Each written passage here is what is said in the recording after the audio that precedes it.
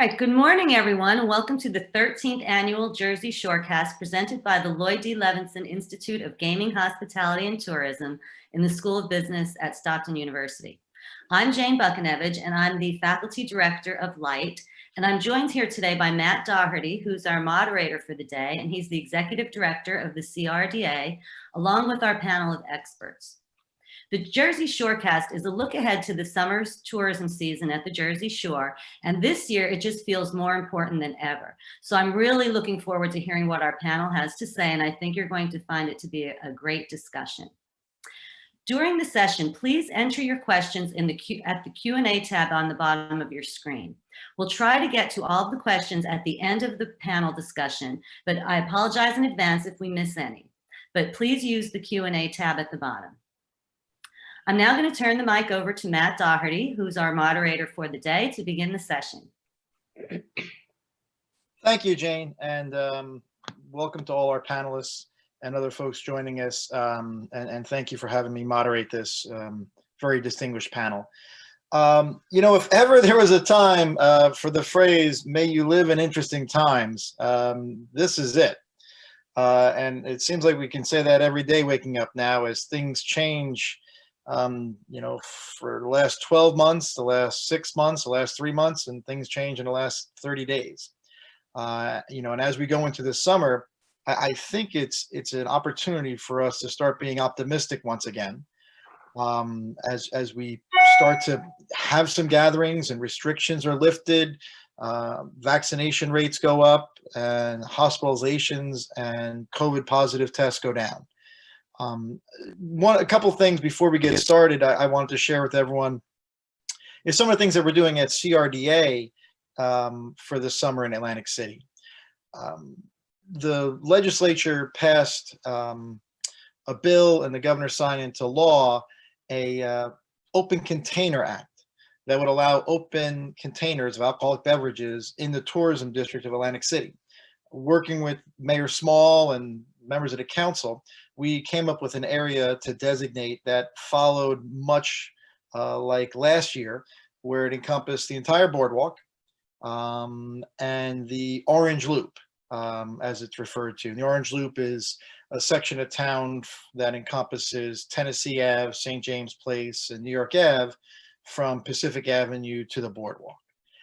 It's a unique attraction in Atlantic City. It was very successful last year. Sometimes people do have some hesitancy when it comes to open containers, but we consulted the police department extensively about the areas and how this performed last year, and they had no issues whatsoever. No tickets issued, no arrests, nothing out of the ordinary because of the open container. And it's one of those additional non-gaming attractions to bring folks to Atlantic City. Also, one of the things that is very personal to me, as the former mayor in Belmar, New Jersey, Monmouth County, I always think it's important to have extremely clean restrooms at a shore destination. So this past winter, CRDA invested over $4 million in renovating all the restrooms out of the boardwalk in Atlantic City. We have a ribbon cutting tomorrow. On Friday at 11:30 to open those restrooms, and I will make the strong case that they're the nicest restrooms at the entire Jersey Shore. I even visited restrooms in Cape May this past weekend to see how they were, and they were very nice. They have very nice restrooms, but I will tell you that these restrooms are like going into a nice restaurant. And when we look at attracting tourists and keeping them, you know, if a mom is comfortable putting a toddler on a toilet seat, you can rest assured that you're going to keep her as a reoccurring tourist, and she's going to spread the word about your destination as well.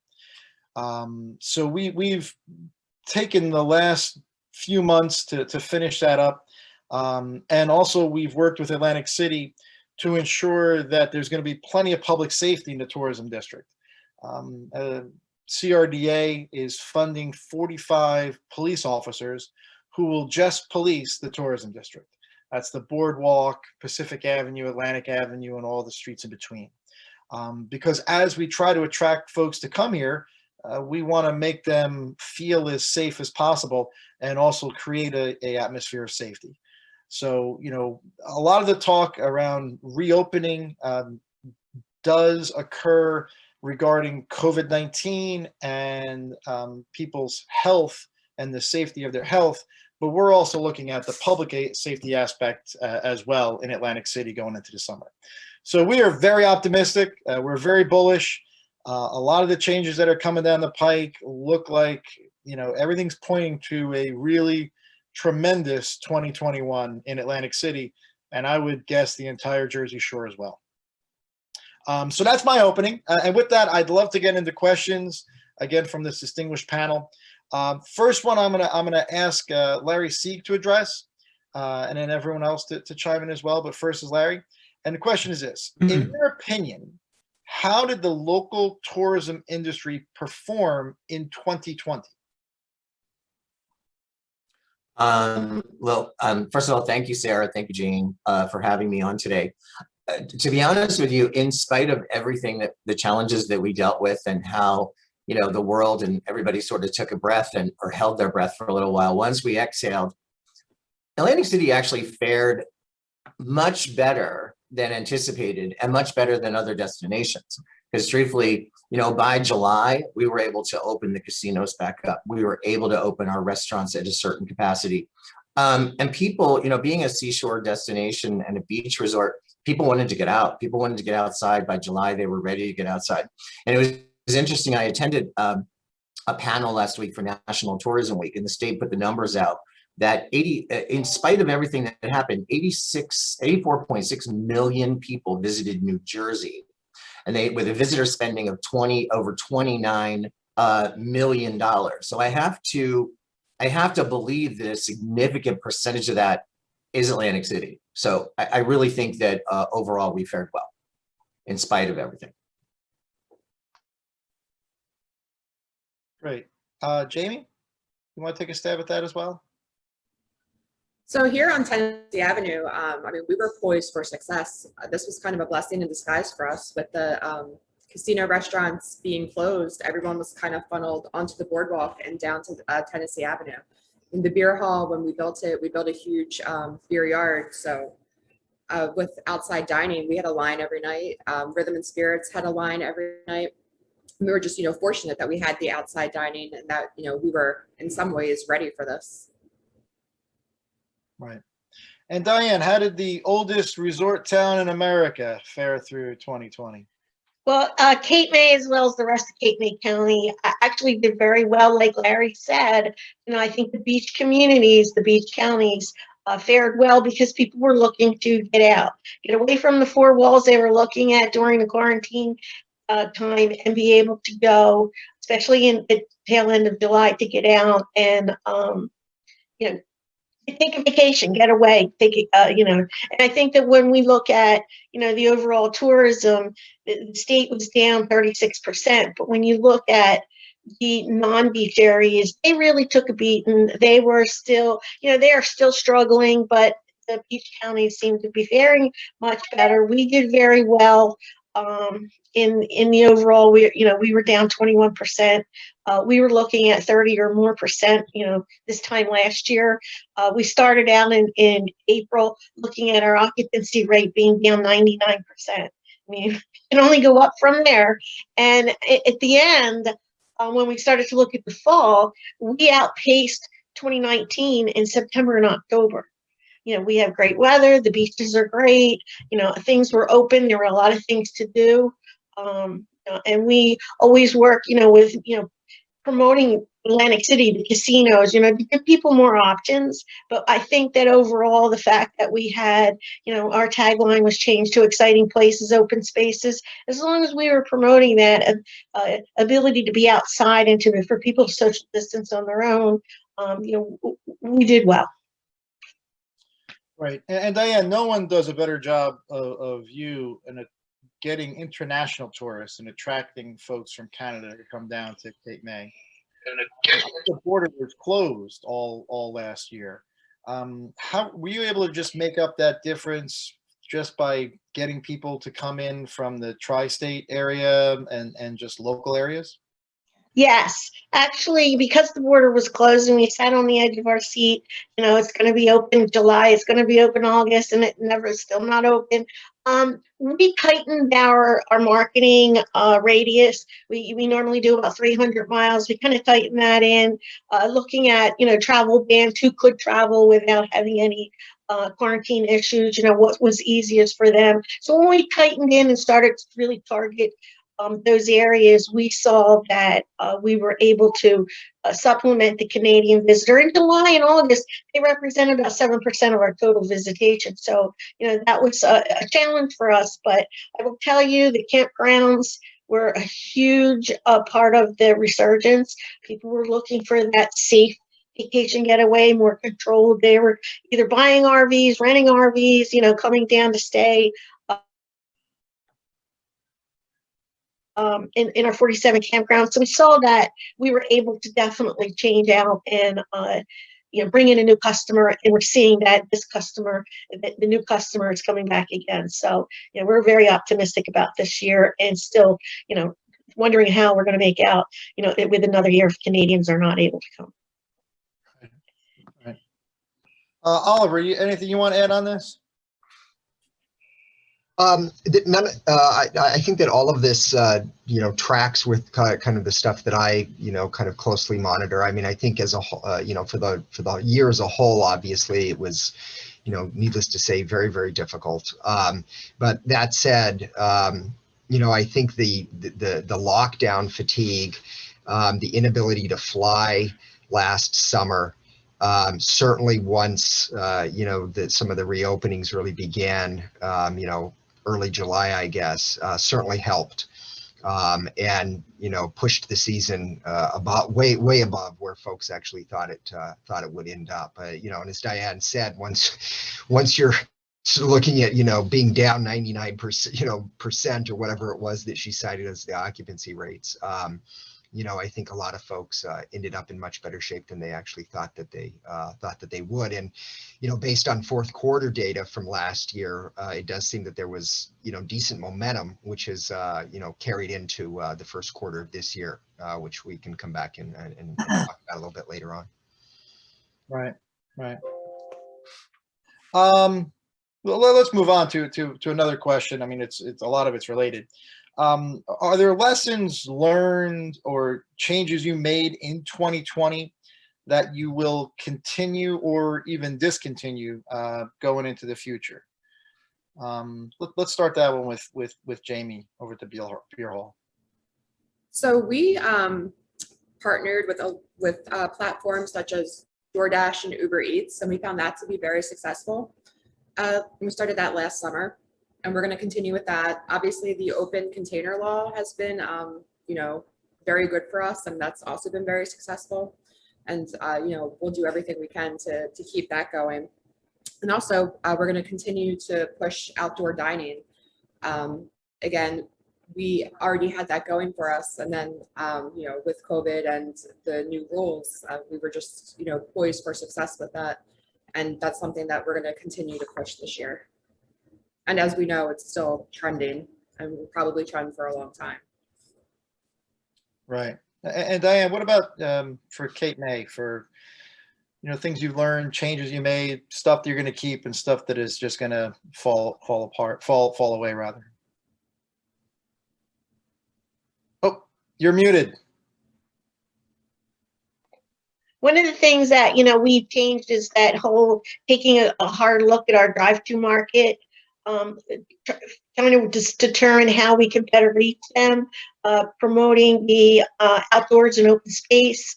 So those are the things that we found work. We will continue to use because people are still interested in that. The whole nature-based vacation options are very important. It's about a $700 million industry in Cape May County. I mean, now we're looking at, birding as being, one of the top attractors to our area. And we're also looking to see how we can better target We have a large number of baby boomers. About 47% of our visitors are 55 plus. So now we're taking a look at how do we reach and how do we entice a younger generation, the millennials especially. And we started to look at how, what are they interested in? We've done some research, cross tabs a lot of past 5 years of our data. So last year gave us an opportunity to really do more research, find out, drill down, find out who our customer is, what they want to do, and how do we target them. And we'll continue to do that to try to grow that millennial market as well as maintain our families and, the baby boomers. So, it's all about finding out, who's your customer and what do they want to do and how do we target them. And that last year gave us an opportunity to do more research in that area. Right, right. And Larry? I think there's a couple things, excuse me. The one thing that I think that we learned is, or that we changed, is to really engage with the client a lot more often than we even had in the past, because there was a lot of anxiety going on, especially in the meetings and conventions industry. There's, which was really highly affected and still being affected. So engaging with the clients more often on a weekly basis to make them feel more comfortable, let them know we're thinking about them, we're working, to try to get their business back up and running. But also on the other hand, we found that, and as everyone did, we can work remotely. It's not necessary to be in an office Monday through Friday, 9 to 5 or whatever those hours are.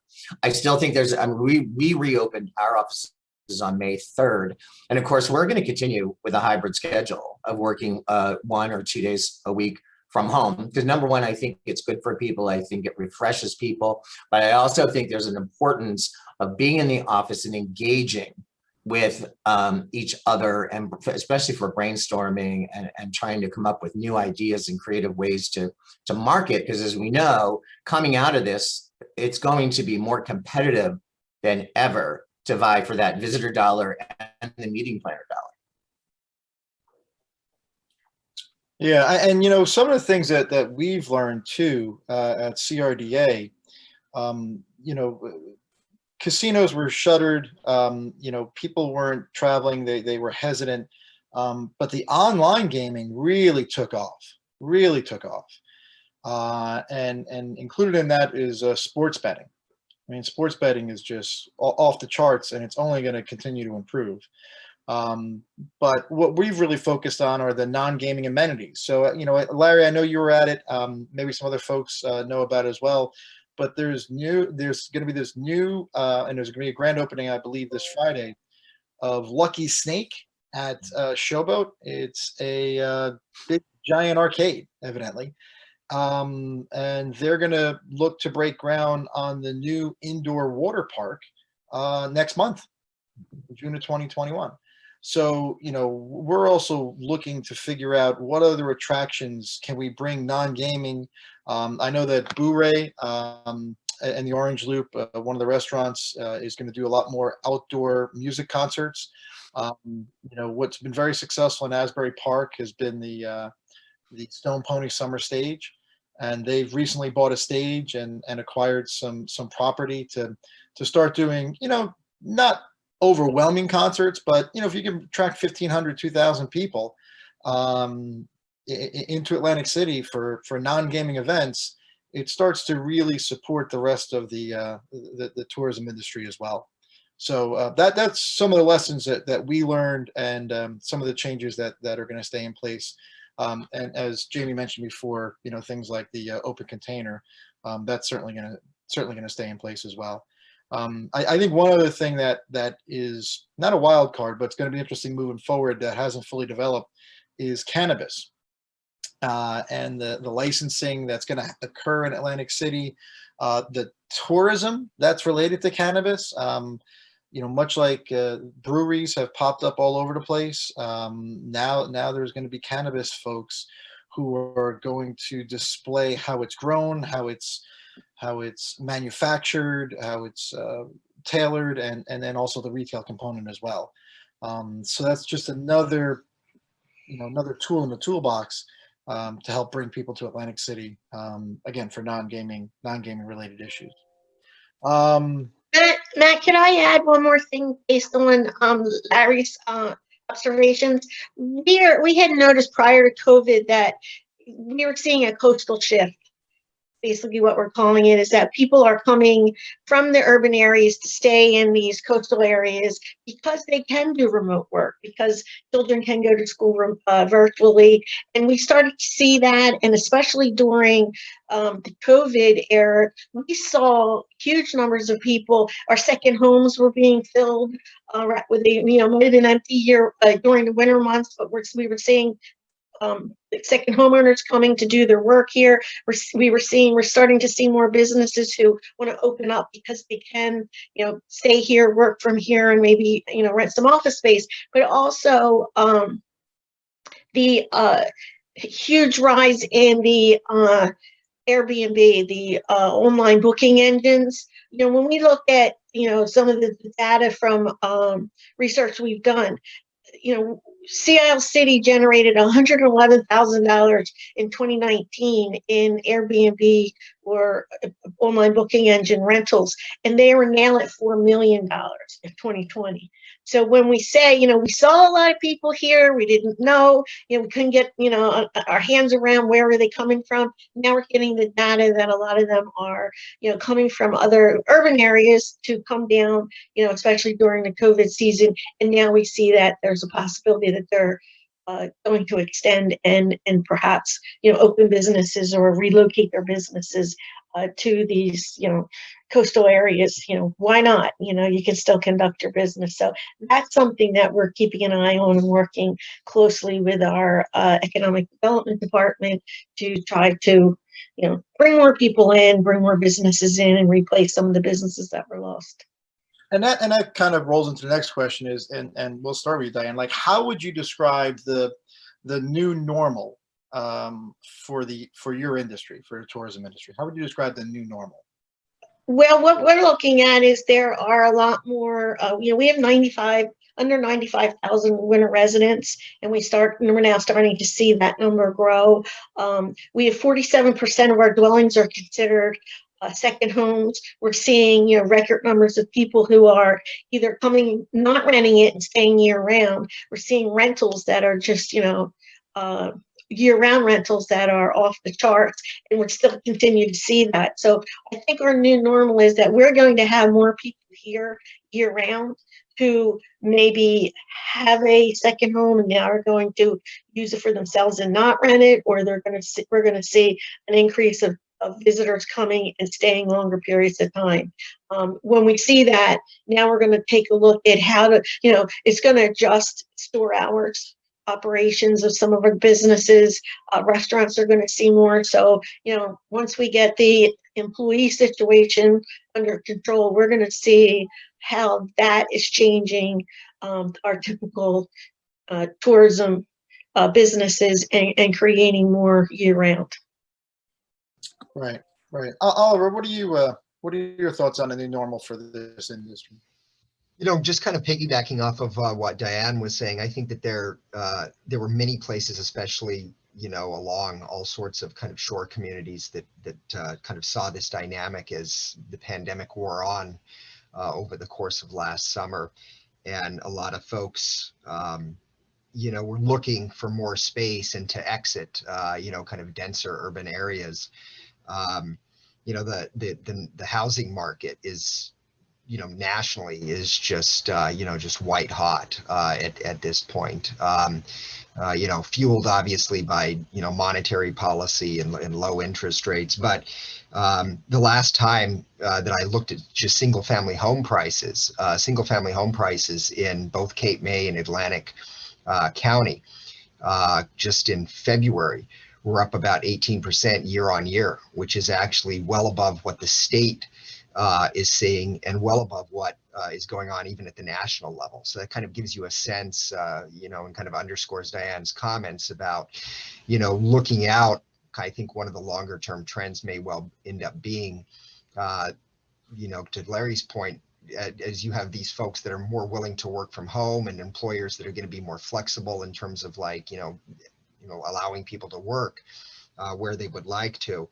the more permanent residency component of this that may fall out of the COVID thing will be very interesting going forward, as Diane said. It's definitely something to kind of keep our eye on. And Larry, what are you seeing at Meet AC for the new normal? Well, first of all, I'm not a huge proponent of the word the new normal. I prefer to call it what's now normal.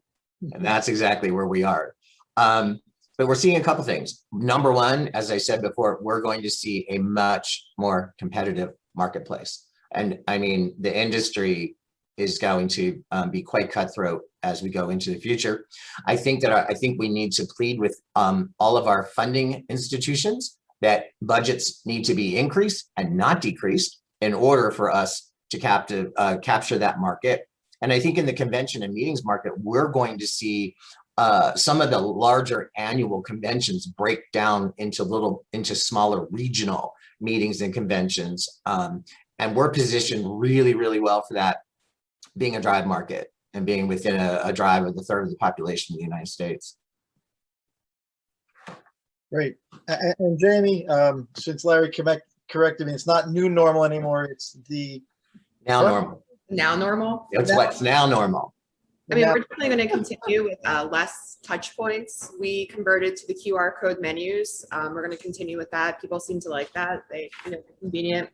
We're still going to definitely push being clean and safe. That kind of started last summer.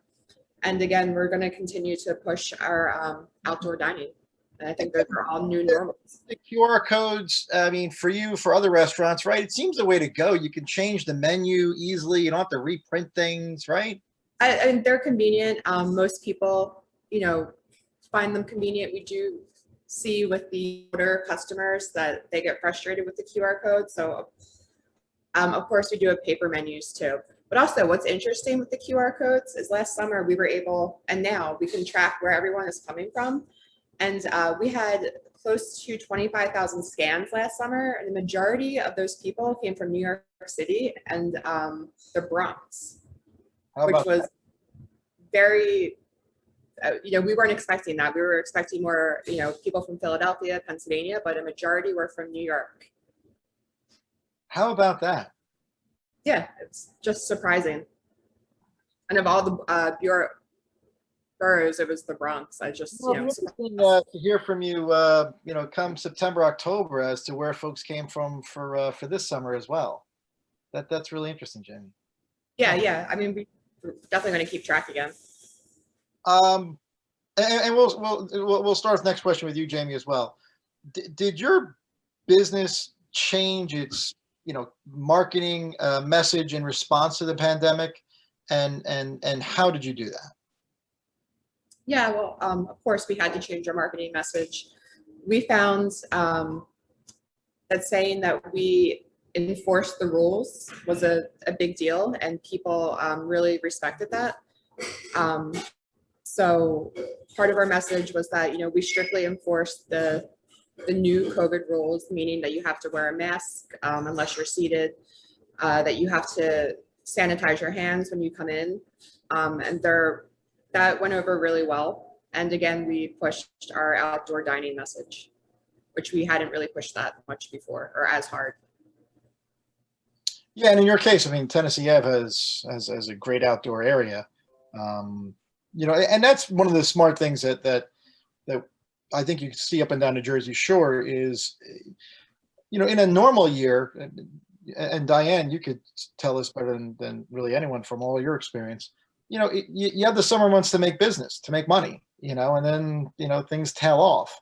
So you don't need a large indoor area, but the larger outdoor area you have, the better.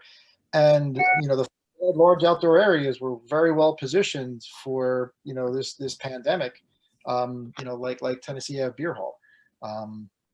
Yeah, and it was really important this winter too with the limited indoor seating. So we actually bought a tent, and we had that up all winter, and that was very well received. And we just took it down last week, but that really helped us this winter.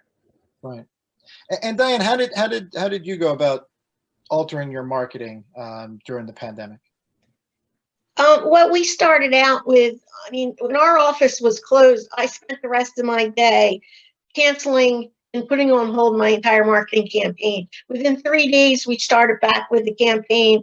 It basically was an awareness. Hey, we're here. We're waiting for you. We'll be ready for you when you can travel. We continued with an expanded digital presence, just letting people know we're here, we're waiting, showing open spaces, less crowded beaches, attractions that didn't show a lot of people. We made an effort not to put images out there of people in masks.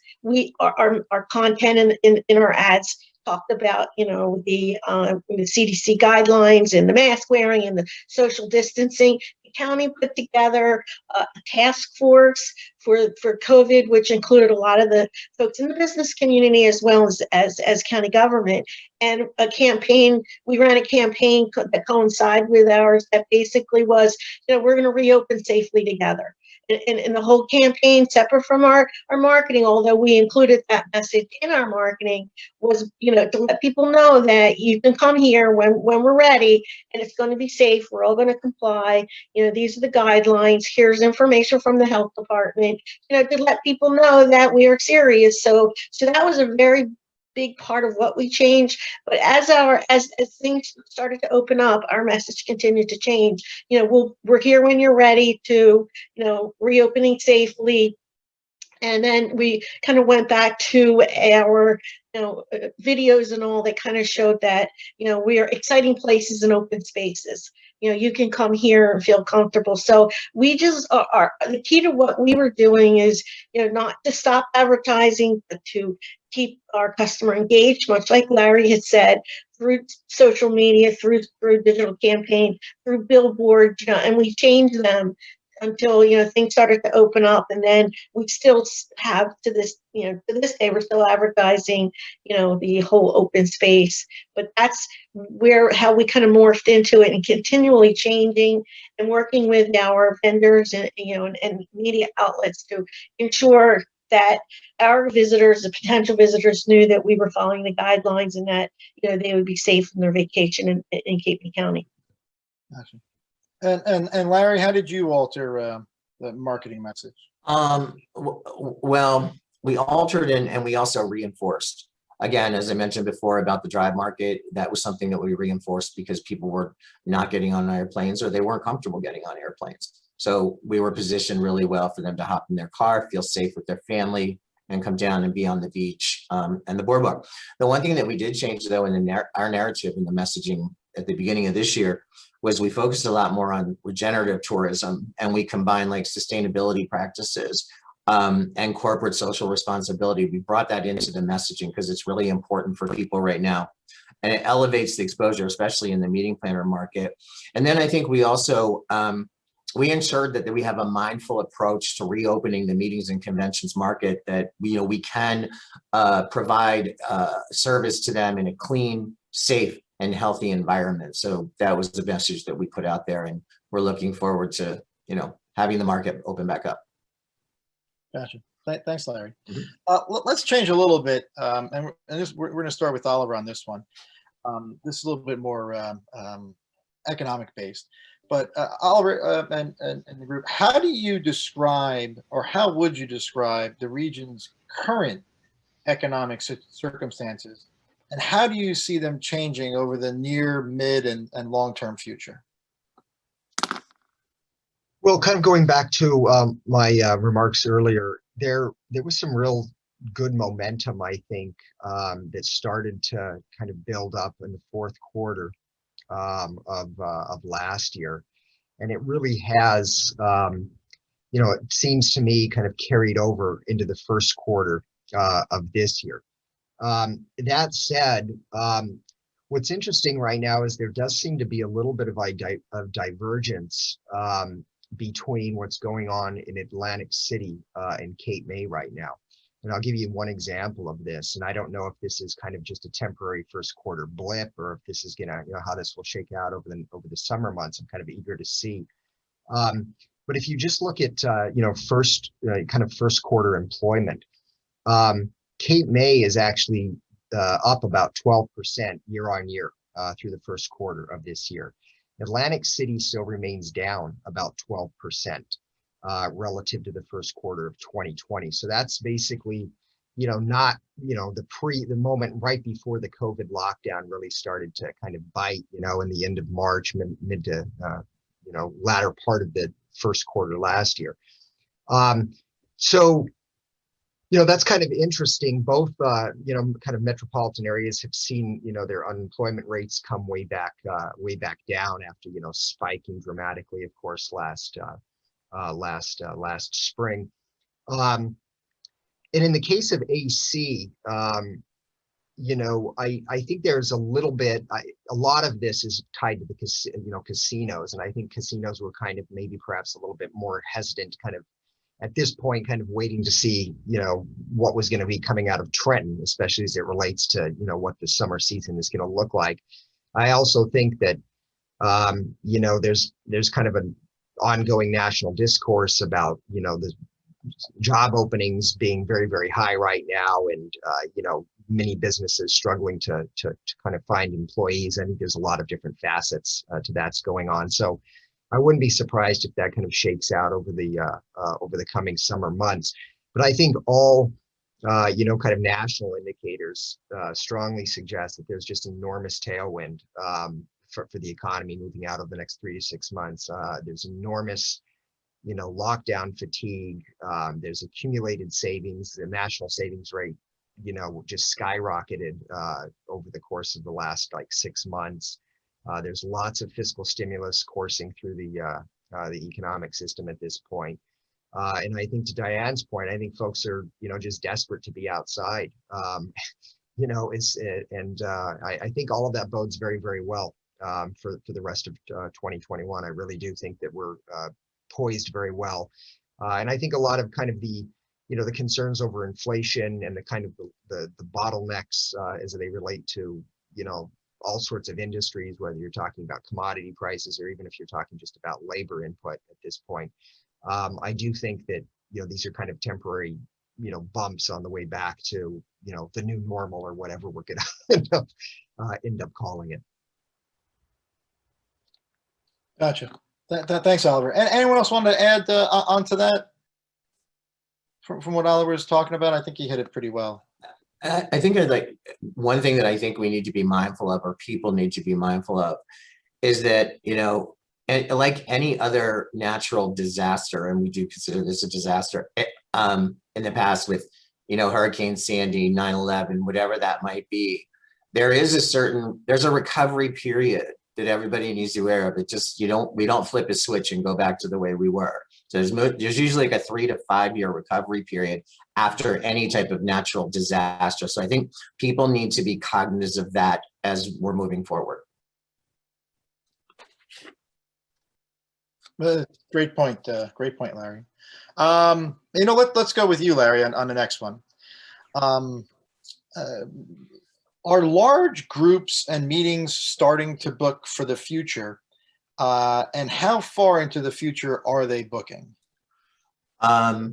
Yes, the answer is yes to that question. They're very excited about, going back to in-person meetings. We were very pleased the other day that we now have, the approval to go ahead with 30% of indoor capacity. So at the convention center here, we can do just slightly under 10,000 people now. And of course, on flow, which is what we'll be seeing.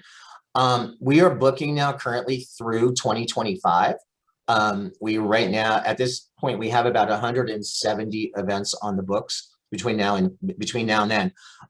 Interesting enough, we got a call the other day for somebody looking at dates for 2032. And I was like, I don't know that I'll be sitting here in 2032. And I hope I'm not sitting here in 2032, but you never know. I hope Yeah, we do have some great events though, actually, that are coming up in this time period. Like, for instance, this summer we're hosting the Jimmy Johnson Quest for the Ring Big Fish Tournament. I know he has one in Cape May as well, and we're having it here July 12th to the 19th. It's about 100 boats. It's a $1 million purse. They already have 55, I believe 60 boats signed up for the event. So it's a great event for us. It's outdoors, which is something that we're focusing on, is outdoor events, sporting events. that we can do. We're hosting Teams 21 this year, which is the travel, events, and management and sports. That's going to be in September. American Express, we're hosting their interaction with all of their American Express meeting planners in December. And then we just also, we're very fortunate to have landed the business network of Offshore Wind that will be hosting them in 2022, along with the national NAACP that will be here for almost 2 weeks. So we've got some exciting things coming up, but we do have a lot of things on the books all the way through 2025 right now. But people are talking about 2032. They're talking about 2030 and 2032. That's remarkable. That's remarkable. Diane, you want to chime in on groups and meetings in now and into the future? We are looking at right now having in the Wildwood Convention Center, they're already starting to see some of their groups returning, cheerleaders dancing, some of the sports. So we're starting to see a little relaxation in that and people feeling more comfortable to come back. And I know that they're also looking to, rebook what was canceled last year, moving them into, as best they can into this year. And they are looking at Cape May and Wildwood are looking at bookings throughout the next few years. They've been closed, so it's become more of, that's all they do is sit there and in their home office or in their building office to try to book and recapture some of the events that they had canceled. So we're seeing that as an increase. We're seeing smaller meetings. A lot of our hotels have meeting space, and we're seeing meetings grow in that area too, where they're booking right there in the hotels. Cape May certainly is a big attraction for people for retreats and companies and things like that. So yes, we're seeing that an increase in that business while people are looking to, a lot of businesses are looking to get away and bring people together again, kind of that face to face. So, that's one of the advantages that we have because we have several different meeting spaces. The Ocean City Pops in Ocean City will be a big attraction once they're back in operation. And so, those are the things that we're looking at. Certainly not as big as Atlantic City, but the Wildwood Convention Center, the Cape May Convention Center are starting to fill up. I was going to ask you about the Wildwood Convention Center, how things are looking there. We're just hearing some, great things. They're bringing in, like the smaller groups that come for 3 or 4 days for the different competitions are certainly building their concert on the beach. That they're working with that I know is taking off. They're getting more and more entertainers for that. About a month ago, I was talking to them and they had already sold 40,000 tickets. So we're seeing those kind of events are going to come back and jump right back into where it was in the past. Great, thanks. Jamie, you want to add anything into group bookings? Sure. So on the restaurant side, we're fortunate that a lot of the groups that canceled last summer have already rebooked for this summer. And really, we've been rocking and rolling since March. The phone just keeps ringing for event space. A lot of the groups are, medium sized, 25, 30, 40 people. But we do have half a dozen wedding receptions and rehearsal dinners booked for this fall, which again, it's, I think, our outdoor space, but that we didn't see that when we first opened. So that's exciting. Right. If it's okay with the panelists, I'd like to start taking some of the questions that we receive from our attendees. And then we're going to come back with one last question, which of course is, what does everyone predict for the 2021 season? But before we get into that, let's see some of the questions we have. First one, this interesting one from Alan. And let's start off with Oliver on this one. Since New York City will be in the very near future since New York City will be in the very near future be getting strongly into the gaming or gambling, casinos are coming to Midtown Manhattan, and cannabis industries, how do you think that will affect Southern New Jersey? Great question. This has clearly been a long-standing issue, concern, obviously, for the broader South Jersey economy for many years.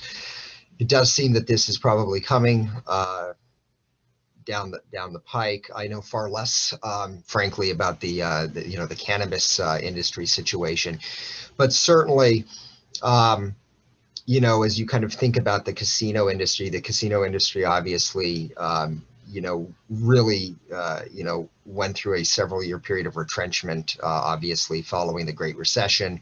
And then, in my own take has really kind of gathered itself over the last handful of years and started to kind of develop some positive momentum. So I certainly think that this is important for kind of thinking about where the broader southern, regional economy is going to, look like over the medium term, 3 to 5 years out, in particular. But this goes back to something that you said, Matt. This just, I think, largely underscores the importance of the continuing, need to kind of diversify away, right, as it relates to the broader leisure and hospitality sector, as it relates to kind of gaming. And I don't think that anyone assumes that gaming is going away in Atlantic City. In fact, if you kind of just look over the last decade, the role that the gaming industry actually, plays in the larger kind of regional economy has already declined rather significantly just in the last decade or so. And so I don't think that trend is probably likely to be arrested anytime soon. But that said, that's provides opportunities for, again, diversifying away and doing some of these other things that you mentioned, and those are going to become increasingly more important to the economic success of the region over the near term. And to that point, this is a Stockton event. CRDA, in partnership with Stockton, is looking to expand their campus in Atlantic City. We're also partnered with Atlantic Care to expand their hospital system in Atlantic City, and we're going to end up providing somewhere around $50 million in tax credits to Showboat for their indoor water park. Last thing that we're still working on that I'm hoping to have some good news soon is the ShopRite supermarket coming to Atlantic City. And it's interesting because where ShopRite helps, obviously, the folks that live there, it also helps attract market rate housing developers, names that we know like Kay Avnanian or Ryan Holmes, because it's an amenity that if people are going to buy a condo or a townhouse or a single family residence, that it's something that they expect to have. So I agree with you completely, Oliver. And our focus at CRDA is, non-gaming economic development. Anyone else want to chime in on gaming expansion in New York and what that could mean to Atlantic City and the area? No. All right. So thank you for that question. Next question is coming from Sean. Florida and the cruise industry are at odds over a need for vaccine passports. How may this play out with the Murphy administration moving forward in the AC Cape May tourism industries, especially casinos where social distancing is problematic? Diane, you want to start on this one? We are looking more towards people, the vaccines are a big part of, what we're seeing. 56% of our residents are eligible residents are vaccinated right now, which is a little higher than the state. We're looking more towards that whole open space outdoor marketing with all of our events, with how we promote. So we're we watch the trends, we watch the governor's mandates. We're following everything that we can, but right now we're not. The discussion isn't on the vaccine passport, but that we are seeing that people are being vaccinated, and we're going to continue to push the guidelines, the social distancing, and we have to play it by ear. I mean, as things start to change, they're changing daily now. That we're going to change our marketing and our expectations for the visitors. as we move into the summer season. So, the passport has not been a major discussion at this point, but we are just looking to see and, watch the numbers of those who are being vaccinated. Right. Oliver, Larry, or Jamie, you want to add to what Diane said? I mean, I think for us, I mean, because we're in a state building, and we're going to follow the lead of what the front office in Trenton is doing, and what the recommendations are coming from the health department. So I mean, whether they go vaccine passport, they don't. I mean, we'll pivot and adjust to whatever we need to, especially in our industry. Here in the restaurants, we haven't discussed the passport. I don't see that, I don't see us ever asking for people to show us their vaccine passport to enter. And like Diane said, we're just pushing that we're following all the rules and regulations, and just to, practice social distancing when you come to Tennessee Avenue. Right. All right, and we have a couple of questions that are specific for our panelists. First one is for you, Jamie. Okay. And this is from Kenneth.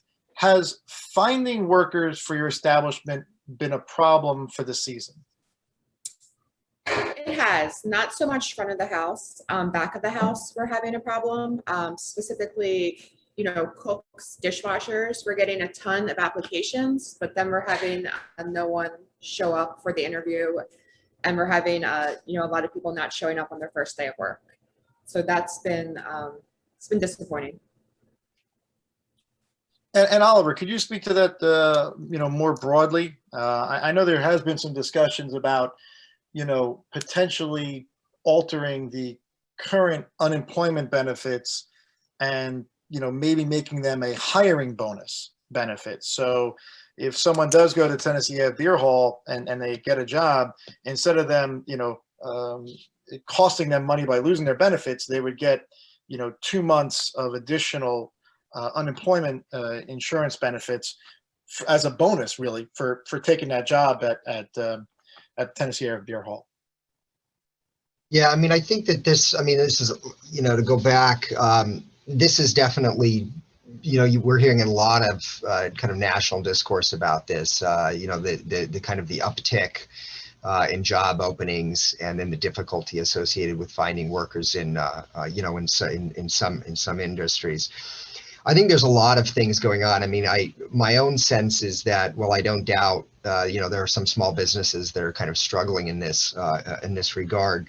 The extended and the enhanced UI benefits are always kind of double-edged sword, right? I mean, on one hand, to the extent that it does discourage folks from actually, joining the labor force and job searching, kind of at a very macro level, the amount of UI assistance that's been provided over the last 12 months has undoubtedly been, supportive of consumer spending, right?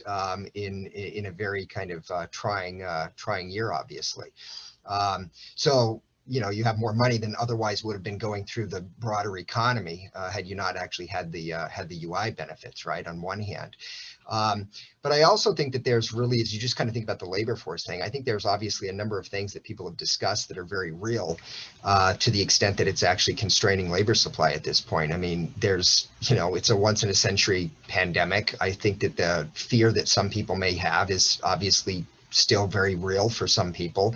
A lot of the industries that are reporting that they're having difficulty finding jobs are very intimate. They're very face-to-face.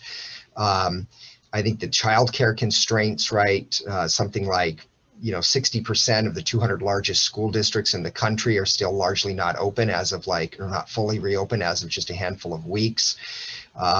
If you just look at the labor force participation rate, it's clearly not come back yet. So a lot of folks, that are childcare constrained are obviously not come back. Even the J1 program, right? The J1 non-immigrant visa program, which is huge for the South Jersey Shore, something like I think it's like 5,000 annually or something. You know, a good chunk of international students who come to work and, you know, be in the United States. This basically was closed down last March. There's a huge backlog, from what I understand, at the U.S. State Departments and consulates around the country and around the world. You know, so there's probably to some extent, you know, that's being reflected. And then I just think there's also kind of general churn that the pandemic has produced. There are lots of industries which have come roaring back to life over the last 6 months, especially, and to the extent that folks were laid off, you know, decided they were going to go elsewhere and start looking. You know, some of those folks ended up in other industries. You know, what's interesting, last Friday, if you actually look at the jobs report last Friday, there were something like 330,000 jobs or something that you know, were added nationally in leisure and hospitality, which is pretty. That's a big number, and there's something been like almost 1 million just in the first quarter. So, you know, again, I don't doubt the anecdotal stories, obviously, but I do think that, you know, this is somewhat to be expected, kind of a road bump, if you will, on the way back to, you know, kind of getting the labor market back on its feet fully.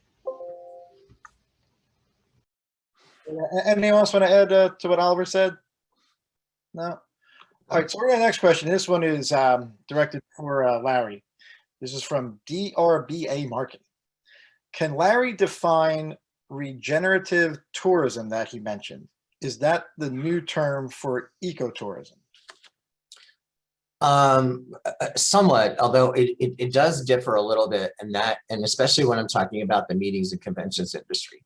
I mean, as we know, you know, sustainability are practices, you know, to maintain what we have. And the important thing is wherever we go, we leave it better than we found it. And that's what we're finding with people. So in the meetings and conventions industry, you know, we're finding people want to do more things when they come to a destination than just do their trade show, dinners, offsite events, network receptions.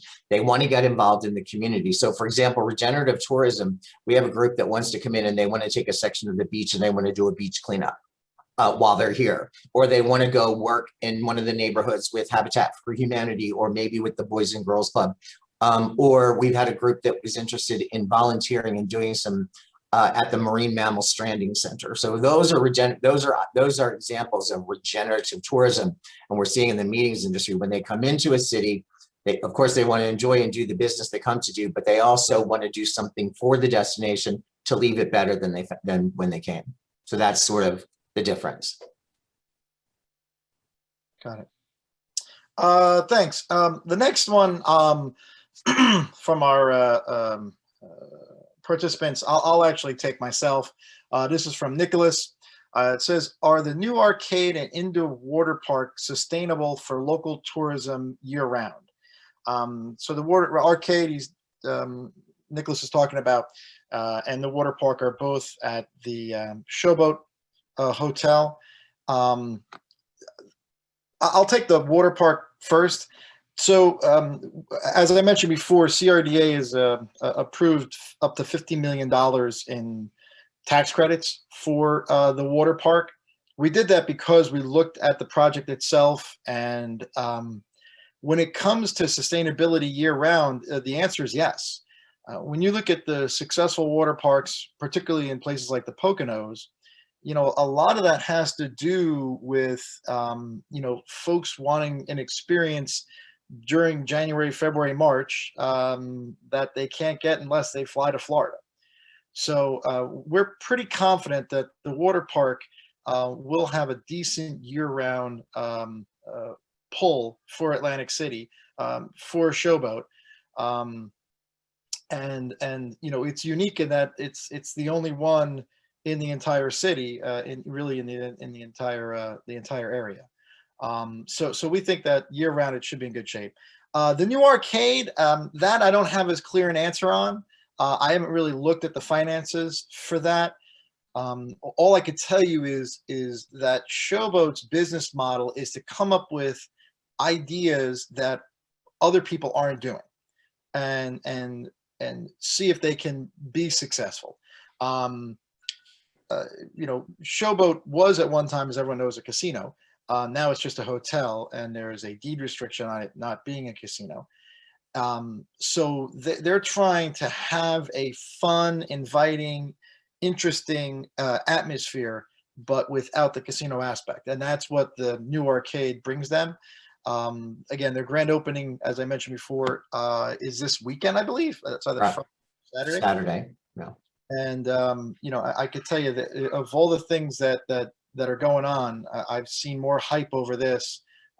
Generic, not necessarily through Showboat, but just more people like yourself being interested in knowing about the arcade. So I think that points it in a decent direction. I'd like to just, if I could just add to that, Showboat, the team at Showboat's doing a really good job there. It's more than just an arcade. So please keep in mind, there's restaurants, there's a huge sports bar with 60 different screens. There's a boxing ring where they're going to do live boxing on Friday and Saturday nights. They're going to have a very high-end redemption area. So while they'll do it for children as well, but for adults, they're going to be giving away trips. They're going to be doing Gucci bags. They're going to be doing iPads.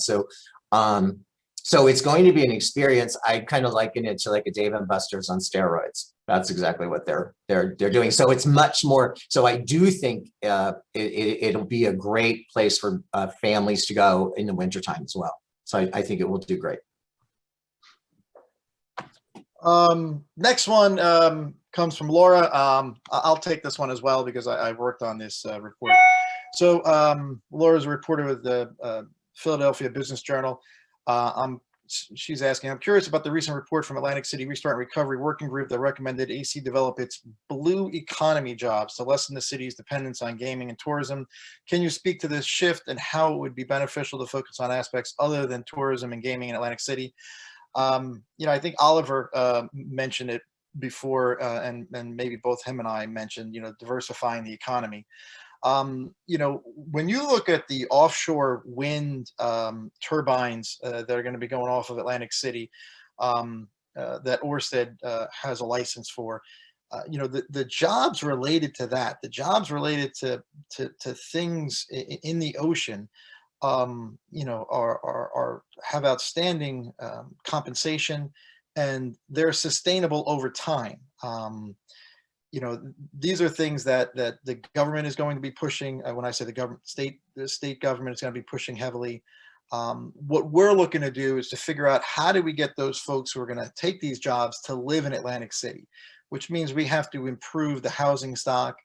We have to make it safer. And, we need more folks like the Tennessee Ave Beer Hall that are these interesting amenities that folks want. The one city, if I could take and pick up and plop down in the middle of Atlantic City, is Asbury Park. Asbury Park has done a tremendous job.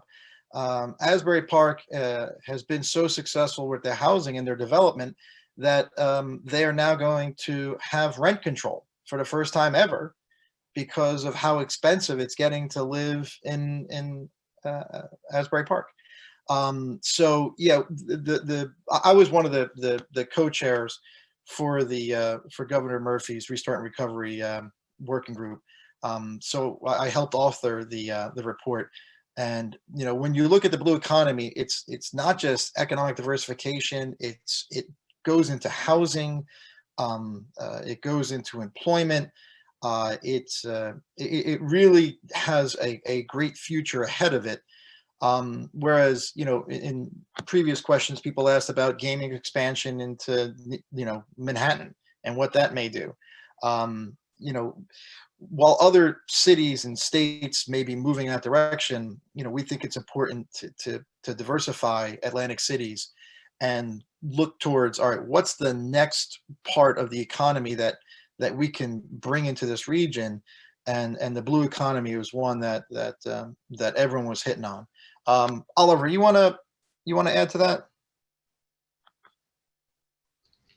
Yeah, I think that's right. I would just echo, I think there's all of these, to the extent that you mentioned previously, Atlantic Care, you mentioned Stockton, diversification through so-called meds and eds has been kind of a very voguey term over the last decade or so that has kind of been leveraged by all sorts of places across the country. I think the blue economy is kind of the latest of these.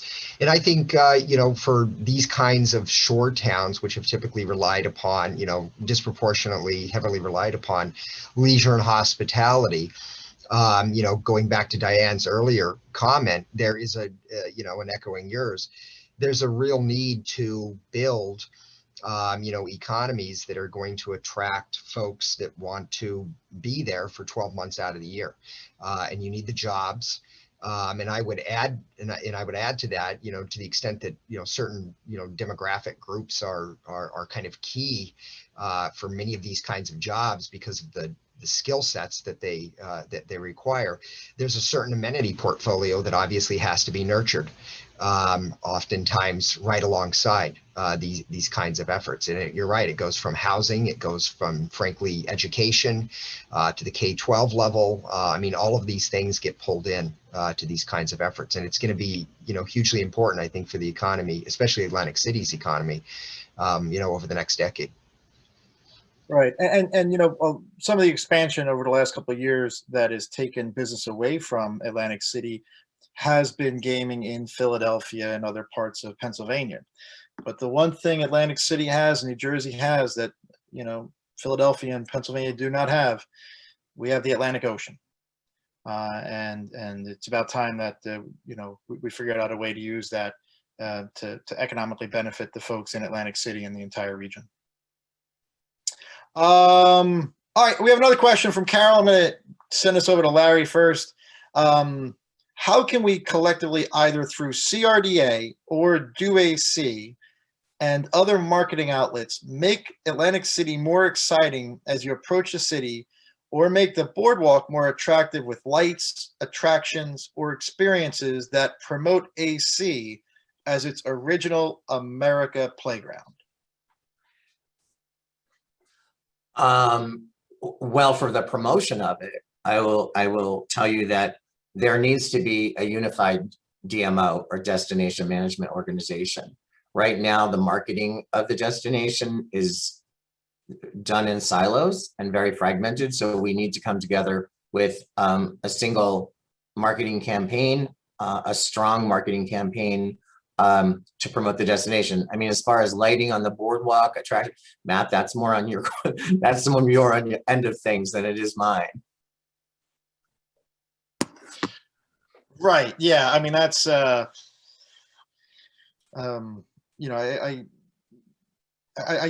boardwalk is the greatest asset in Atlantic City, and it has been, and it will continue to be. Making improvements to it, whether it's the restrooms or lighting, we agree with all of it. Figuring out how we accomplish it and getting it done is, another question. And working with, the city and also the boardwalk merchants when it comes to the boardwalk. But I agree. When you drive in Atlantic City, the signage looks tired. It's been up there, I don't know how many years. As you always say, Larry, DoAC was a campaign, not a slogan. I think it is time to retool everything. And the way to do it right, as you said, Larry, is through a DMO, a true destination. Right. And just so everyone's aware, we are in the beginning stages of looking at a rebrand for the destination.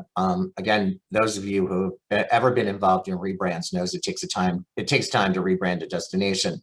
There's focus groups that needs to be done. There's a lot that needs to be done. You just can't sit in a room and say, oh, here's what we're going to call ourselves today. There's actually a process to go through. And we're beginning that process now. Right. We also have a comment, not a question, from Joyce. But she'd also like to mention that with a small amount of investment, the creative industry jobs could also be of great importance to Atlantic City.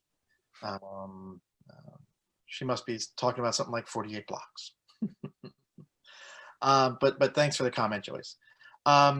Next one from Jennifer. Speaking of DMOs, why hasn't there been one? There's a Visit South Jersey DMO, but its reach coverage doesn't extend to Atlantic City.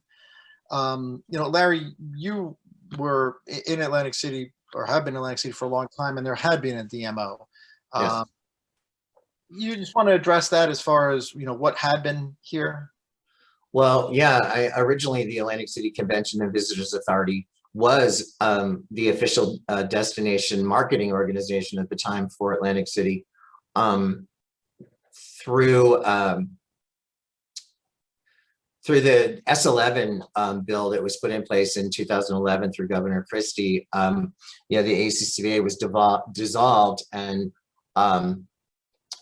that's when it actually became fragmented. And rather than talking about what was, I'd rather talk about what's to be, and it is important. And if there's anything that I leave in this destination when I'm done as a legacy, it's going to be bringing back a full unified destination management organization. Again, it's imperative for the future and the success of this destination that we become competitive again in marketing and promoting the region, not just Atlantic City, but the region, because I work very closely with Diane and the folks down in Cape May as well. It's very important. Laurie Pepinella, I'm sure that you're watching somewhere from here. I love you dearly. I love working with Ocean County as well. So it's really important, and I'm working diligently daily to put together that plan to try to convince those that are far above me that this is important and this needs to happen. All right. Well, with that, let's wrap up with our last question for our panelists this morning. We'll start off with Diane. And the question for everyone is going to be, what do you predict for the 2021 summer season? We are looking forward to having another great year. The momentum started last fall, end of July into August and all the way into fall. We're seeing, reservations, we're seeing rentals and all just skyrocketing record numbers. So we are anticipating a great 2021. We hope that within the next 2 to 3 years that we can rebuild and get back to our 2019 numbers, but we know it's a process, and that we are just seeing, that this is going to happen sooner rather than later, that we're going to be able to get back to, where we were in the past as far as the expenditures and the economic impact of tourism in Cape May County. So we definitely are very optimistic that this is going to be a very good year for us. Oliver, you want to give your prediction? Yeah, I mean, I echo everything that Diane said. I think it's, again, I think all the national indicators suggest that,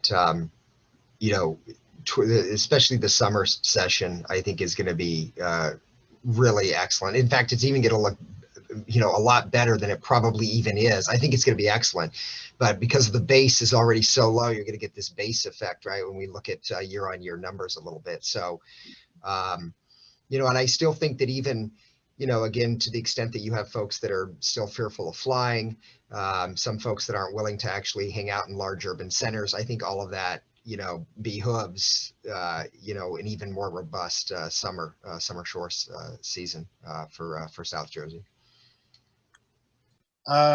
Great, thanks. We did have one other question before I get to Jamie and Larry on their predictions.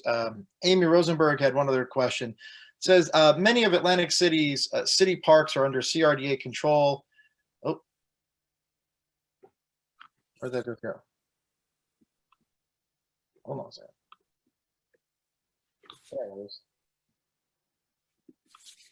All right, there we go. Many of Atlantic City's parks are under CRDA control, yet they are poorly maintained. O'Donnell Park, the park between the lighthouse and the boardwalk, which is the old Jitney Yard, the only tennis court other than at the high school lacks a net.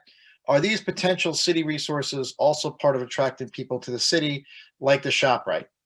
CRDA doesn't control any parks. We don't own any parks. We do maintain them in the tourism district, working with the city. But when it comes to things like putting up a net or for a tennis court, that's the responsibility of the city.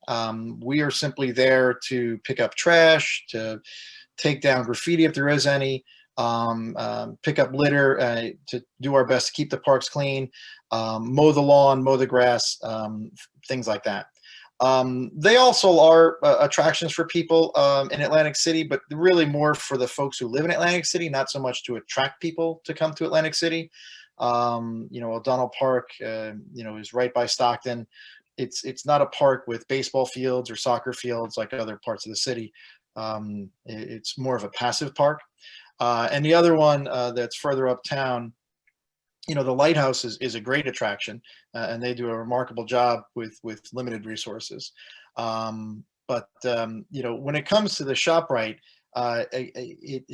it's important for the folks who live in Atlantic City, because Atlantic City is a food desert, but it also does help attract folks. And when we say attract people, we're not talking necessarily about tourists. We're talking about people to come and live in Atlantic City. If there's one thing Atlantic City needs, it needs more population. I think the last population count was somewhere around 40,000 people. To be a thriving, successful city, it probably needs to be closer to 60,000 people. And if you look at it historically, it wasn't all that many decades ago when it was at 60,000 people. So having a supermarket, we believe the quality of one like a ShopRite would help attract those folks to move into town and invest in the town, along with also ShopRite satisfying the needs of the people who currently live in and have lived in Atlantic City for decades while it's been a food desert. So getting back to predictions, Jamie, at the beer hall, what's your prediction for 2021? And we're predicting, we're really excited about this summer, and we're predicting to have another great summer. So we're excited over here. Excellent. And lastly, we'll end with Larry. I think from a leisure standpoint, I think Atlantic City is going to have a great summer. I think, we saw a lot of people last year who wanted to get out, but now that we've even had more of the outdoor restrictions lifted and we can do concerts again and activate the boardwalk, we're going to even see more people, I think, come down, because they're going to be hungry for entertainment. They're going to be hungry for just getting together and getting out and doing things. So I think from the leisure standpoint, it's going to be great. From the meetings standpoint, we're just going to continue to probably book for future. I mean, we do have some things on the books for 2021 that we're excited about. But again, it's going to be based on the restrictions and the guidelines put forth by the governor as to, how we move forward with those. So, but we're very excited to at least be able to have 30% capacity and be able to start getting back into in-person meetings. So I think on both standpoints, it's going to be a good summer. I know we're focusing a lot on outdoor sporting events because we know we can do them safely and with mitigation and social distancing. And also, just to mention real quick too, is, in the last year, we've also seen quite an increase of interest from movie production companies wanting to come in and film in Atlantic City. It's an ideal location for filming major motion pictures to music videos. We're filming shortly with Sports Illustrated. We'll be doing their swimsuit search here in Atlantic City. I may have just let the cat out of the bag there, just so you know, but too late now. So, but we're excited on the film side, on the sports side, the meeting side. We continue to work on every day, but I think the leisure side will be booming this summer. Excellent, excellent. Well, thank you to all our panelists. Thank you for everyone for joining us. Hopefully, this time next year, we do this in person, and things a little bit more back to the current normal, or non-new normal, as Larry likes to say. But thank you all very, very much for everyone for participating and listening, and let's have a great summer 2021 in Atlantic City and the entire area. Thank you so much. Thanks so much for having us. I would just like to say a few words before we conclude. Thank you to all of the fantastic panelists for sharing your expertise as we emerge from the pandemic. And thank you, Matt, for moderating a fantastic panel. So I'm encouraged by the positivity, and I wanted to announce that in October, Thursday, October 21st, we'll be taking a look back at the summer with a webinar called Shore View. So I hope all of our panelists and our guests today will come back for that as well. So thank you, everyone, and have a great day and a great summer. Thanks. Thank you so much.